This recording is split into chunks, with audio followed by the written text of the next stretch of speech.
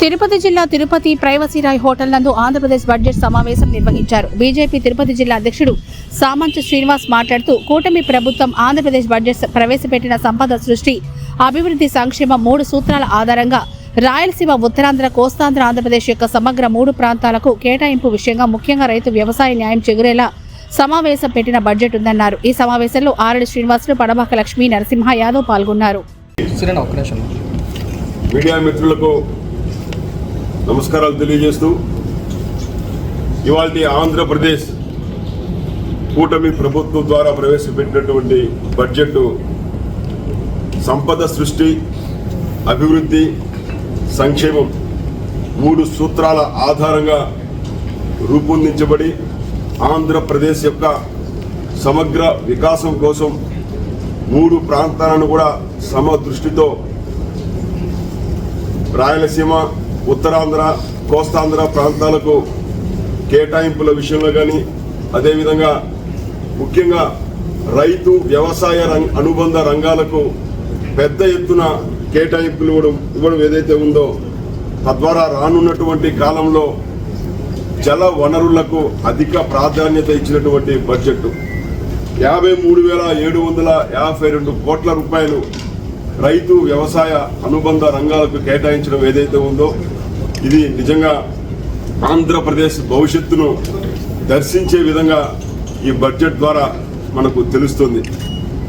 ఆంధ్రప్రదేశ్ ప్రజల యొక్క ప్రాణధార, జీవనాడిగా చెప్పుకునేటువంటి పోలవరం యొక్క మొదటి దశ నిర్మాణానికి పూర్తి చేయడానికి అవసరమైనటువంటి నిధులు కూడా ఈ బడ్జెట్లో కేటాయించడము, అదేవిధంగా రాయలసీమను ముఖ్యంగా ప్రపంచ స్థాయి హార్టికల్చర్ హబ్గా, ఉద్యానవన కేంద్రంగా తీర్చిదిద్దేందుకు రాయలసీమకు 30,000 కోట్ల రూపాయలు కేటాయించడము, విద్యకు 32,000 కోట్ల రూపాయలు కేటాయించడము, 4వ ప్రాధాన్య అంశంగా వైద్యానికి 19,306 కోట్ల రూపాయలు కేటాయించడము.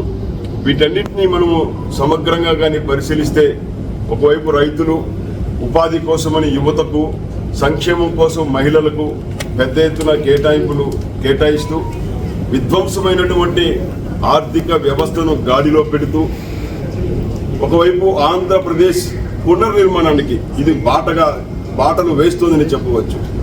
ప్రధానమంత్రి నరేంద్ర మోదీ గారి యొక్క నాయకత్వంలో, చంద్రబాబు నాయుడు గారి యొక్క విజన్, దూరదృష్టితో, పవన్ కళ్యాణ్ గారి యొక్క ప్రత్యేకమైనటువంటి శ్రద్ధ, చొరవతో ఆంధ్రప్రదేశ్ను విధ్వంసం నుంచి పునర్నిర్మాణం వైపు నడిపించేందుకు ఈ బడ్జెట్ పూర్తిగా సహకరిస్తుంది.